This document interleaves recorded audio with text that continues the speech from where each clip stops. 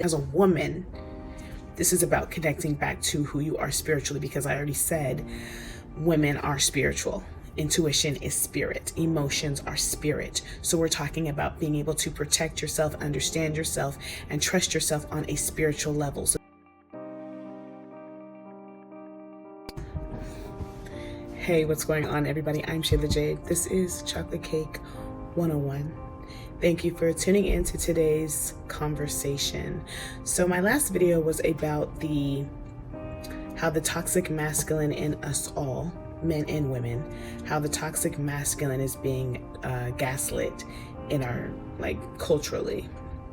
And that brought on some conversation about hypermasculine women. So today's conversation, I've been talking a lot on and offline about being a hypermasculine woman. So this is, to me, it doesn't matter what your sexual preference is, whether you are heterosexual or whether you are in the LGBT community or whatever you are. This has nothing to do with that, even though, yes, most of my friends, I have a lot of friends who are heterosexual, feminine women, but they have a lot of hypermasculine qualities. I'm gonna be very, very honest. I get such feedback of being a feminine woman. However, I have to admit, I do have some hypertoxic masculine qualities. I think we all do, because we live in a hyper-masculine society. I talked about our society as a whole has a wounded masculine. So that's going to come across in all of us. But today's episode is specifically for the ladies, because that's been the topic of conversation. In being, first of all, real quick, I'm looking at notes. What is an overly masculine, a hyper masculine woman? This has been a popular buzzword with men, or phrase with men, when they talk about things that they are unhappy with the Western culture, society, specifically in the melanated community. I don't like saying the word black, but you'll hear it from me. But we're gonna say now, in the melanated community. So this is where you have, if you check on my last video, first of all, let's stop and pause. This is a continued from the series of Men Are From Mars, Women Are Venetian. So this goes to that video, you'll find it above. And then also, like I said, my last video pertaining to how society likes to gaslighting a masculine that is already wounded. So this is, when I talk about that, I'm basically saying, I even said it in the video, hyping men up in a weak way, making them accentuate weaker qualities and making men think that these are strong, good qualities. It's a whole thing, you guys. We could be talking about this for a very long time. But today I'm trying to keep this video short. So, so that's what that is what a hypertoxic masculine woman is. Someone who, through trauma, or through a lot of times it happens in corporate, so in the workforce, but it is a woman through past traumas or through her culture, her surroundings, has developed a lot of characteristics of what a hyper masculine man would have, a wounded man. So if you think about the qualities of feminine energy, first of all, feminine energy is extremely powerful energy. I've told so many people this.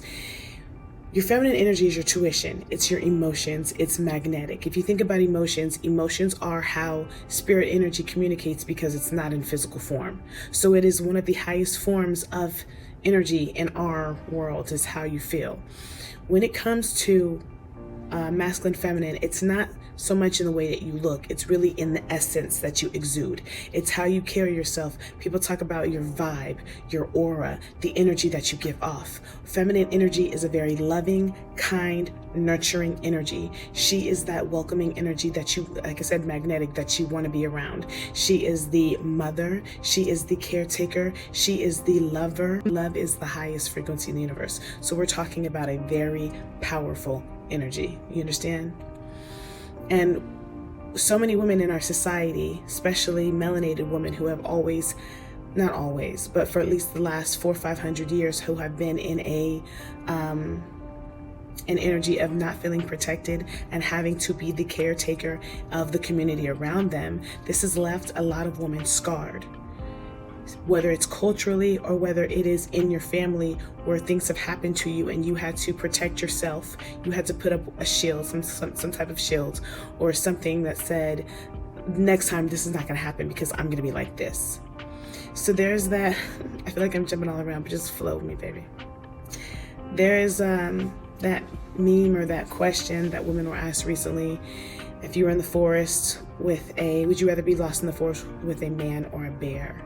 And I think it was ridiculous that so many people, it's ridiculous, okay, that so many women said bear. But it does due to how safe women feel. A lot of women feel around men. I think the bear thing was a little extreme. If it were a less threatening animal, then it could have been a conversation piece, because men do need to hear that a lot of women are afraid of you guys. It's not your fault as a whole, but we need to talk about it because a lot of men are hypertoxic, are more masculine, more tough, more hyped up than we need to be. So what are some, real quick, you can go back to the video when I talk about wounded masculinity to get the full story, but some characteristics of, and I'll stick specifically to women. These are things that are going to be in both men and women, but this video is specifically talking about hypertoxic women, okay? So these are some characteristics that you'll find. Some characteristics that you will find with hypertoxic masculine women. I had to write this down because this is just a little different for my experience. They tend to be an independent woman, a woman who does not want help. This can be talking about a high achiever or someone who a lot of times if you ask her about herself, she holds her she tends to hold her value through the things that she has done, the school that she went to, the awards that she won, the programs that she started, things that she led. This is competition. Competition is not a woman trait. I talked about it in another video. When you have boys and girls playing games as children, they talked about this online, matter of fact. It is normally boys that will play competitive sports like tag or kickball, but women or girls are normally starting out playing more relationship games like Barbies or Ring Around the Rosie. They tend to engage in relationship building activities where men will build in competition, and women normally, naturally, if they don't get along relationship wise, they disengage. That is their thing. But women have been taught that in this world, it's a man's world. And what am I trying to say, y'all? In this patriarchal society that we find ourselves in, women are taught that we are not allowed to disengage. Also, women are discouraged from being women. You're told that you're weak. Same thing that men go through. You're weak for your emotions. You're not allowed to cry. They don't want you to feel things. There's so little emphasis on the compassion and the grace for the bad things that have happened to people. People don't get to process their emotions. Therapy is a luxury and not a necessity. And if it were more of a necessity, you would find such a different world that we live in. But there's not a lot of compassion out here. More traits would be, they tend to be competitive. Let me break for the time. Combative. So a lot of men talk about women arguing with men, or she's difficult to get along with. I meant to say this in the beginning. I have a lot of female friends, women friends, who are hyper masculine, and this is a video that I was like kind of slow to do because I talked to them about it. Because if you are fine with being masculine, and there are reasons that you're going to be that way and reasons that you're not, if you're fine with being that way, be happy. No one's looking to change anything that they're happy with, right? But if you find that this is a problem with your love life, or with your life in general, with your children, or at work, or just you want to be softer as a woman, then this is why we're having this conversation. So I didn't want to have this conversation with my friends because I'm still I'm working on my veil and error. You know what I'm saying? I'm kind of I'm teetering at the door where I don't care what people think, but I still do care because of my friends and I don't want to hurt their feelings. So if I know you and you find this to be a lot of your traits, Like I said, if you're happy with this, I mean no harm. I'm talking to people because this has been a discussion this weekend.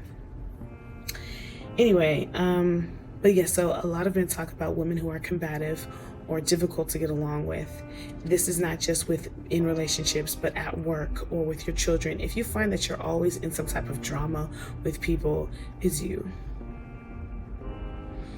And you don't have to look at yourself, but it would really help. It would help your life and your happiness, not just the people around you and your relationship with your children. Another quality is somebody who doesn't show emotion, or they want to be numb. This is someone or a woman who has been hurt, so she has chosen to be numb. And we are talking specifically about the hypertoxic masculine. We will get to the wounded feminine because all these things are interchangeable.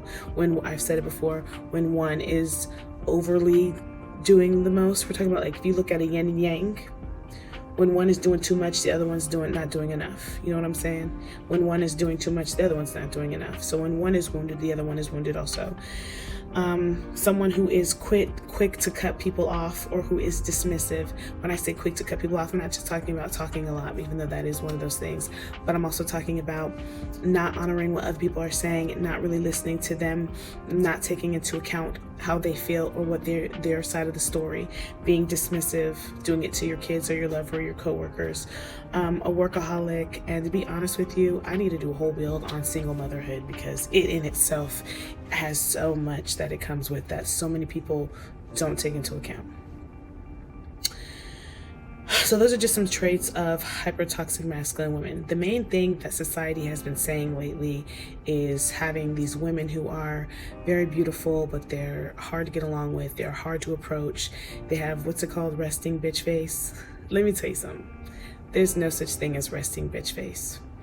If you don't like smiling or don't have a friendly demeanor, it's okay to not like smiling. But if you're walking around with an unfriendly demeanor, what's really happening is you are unaware of some emotions or some thought forms that have turned into a mood for you. These are unresolved issues that played itself in your mind over and over and over and over and over again, so much to the point where you don't even realize that you're thinking about it. A gentleman said to me a few weeks ago that he was watching me, and him and I didn't know at the time that we actually knew each other. So he had been watching me. Y'all, I know I get approached all day, every day. I'm sorry. I'm just being honest. I told you I've got great energy. But we ended up knowing each other, and I knew his wife too. I don't want to be judged. I'm just telling you guys what happened. So anyways, he said that I looked like I'm minding my business. He said I looked like I was meddling a problem in my head that I was trying to solve. And I thought that was so interesting, because I didn't realize I have been trying to solve a problem in my head for about a year now. But I didn't realize that I was playing it over and over and over and over and over in the back of my head, to the point where it's even on my face. The strategy and the worry and the calculation was on my face. Didn't even know. And as a woman, as a person, you will always do that. My mom gives looks, and you will think that she's, anyway, because I'm going off on a tangent.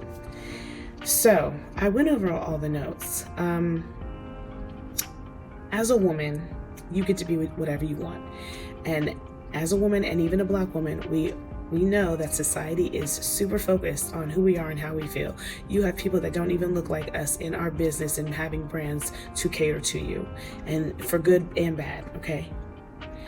So don't let society tell you what's going on with you. However, if you are unhappy, and I said it earlier, I'm gonna say it again, if you are unhappy with the results that you're getting from the people that are around you, you have the power to change that through the energy that you're giving off. Like I said, go back to that video. Yes, I have a lot of birthmarks on my tongue. Go back to the video. I've had them all my life. Go back to the video about masculine and feminine energy. But in a sense, feminine energy is loving, is nurturing, is receiving, is doting, is emotional, is compassion, is grace.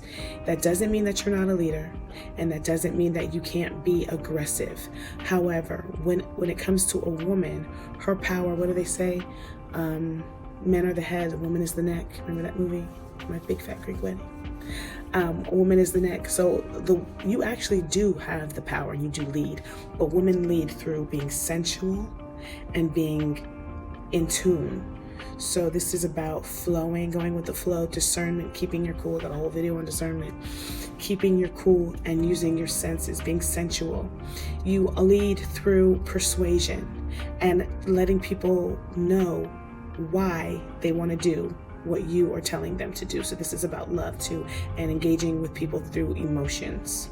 So this means you have to be able to feel vulnerable. You have to be able to feel safe. You have to be able to trust. Most people, especially in our Western culture, are in survival mode because of trust issues. And I'm not talking about your safety, physical safety. I'm talking about your emotions. We worry about our heart being broken, about being embarrassed, about shame, about past or present circumstances, our loved ones or people telling our business, or not feeling safe with things that have happened to us in our most vulnerable parts. But that's because we have not given ourselves space to feel safe within ourselves. You cannot hold shame for the things that have happened to you, because shame itself is saying, yes, something bad happened, and now shame on you for that bad thing that happened. I said this with men. Men will, in society, a problem was created by masculine energy, and then you were shamed by those same masculines for those problems that you had. Because I didn't say it at the beginning of this video, you are allowed to be a high achiever. We understand why women are being progressive and independent and having to be single moms. We didn't ask to be like this. This was a response to a society. Now, that you want to talk about the feminist movement, that's not even my place to talk about. However, I will talk about it.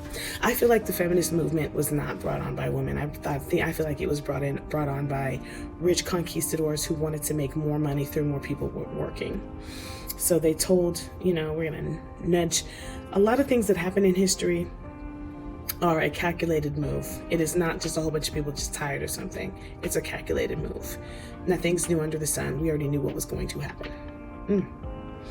So anyways, other than things like feminism, and I'm not saying that women don't hold a blame in this, but other than things like feminism, there were so many things that happened with women that they had to protect themselves and they had to get better.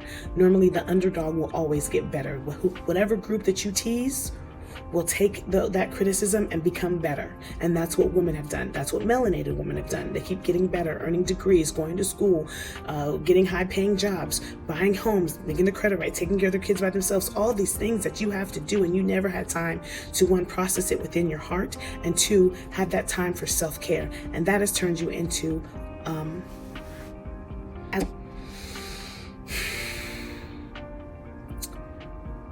it's the same thing that happened to me that I talked about in the past episode. When you're too busy working on everyone else and everything else, and you're being super mom, superhero, super dad, you're playing all the characters, all the parts. You're protecting yourself. You're trying to be the best achiever. You're trying to do everything that these men have told you to be. That's going to leave you as a shell, basically, is what I was saying. And now you're just a product of your environment, rather than being able to communicate through yourself and being in tune with yourself and your intuition. And that's exactly what feminine energy, balanced feminine energy is.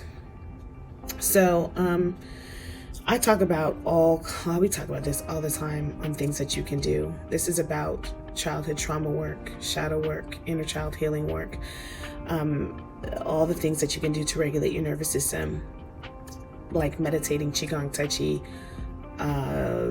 I love breath work, EFT tapping. I have a whole free resources that are coming. You'll see them link in the comments when it's ready.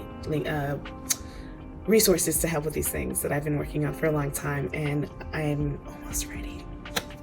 I'm getting excited because this is like, okay, Shayla, we're doing this.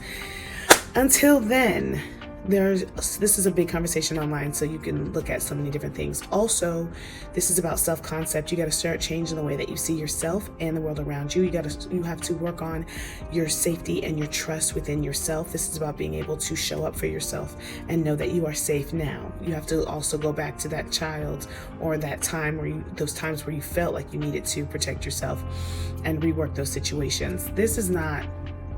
I'm trying to end this video now, and this is not like this 5-minute conversation. This really is about connecting. As a woman, this is about connecting back to who you are spiritually, because I already said women are spiritual.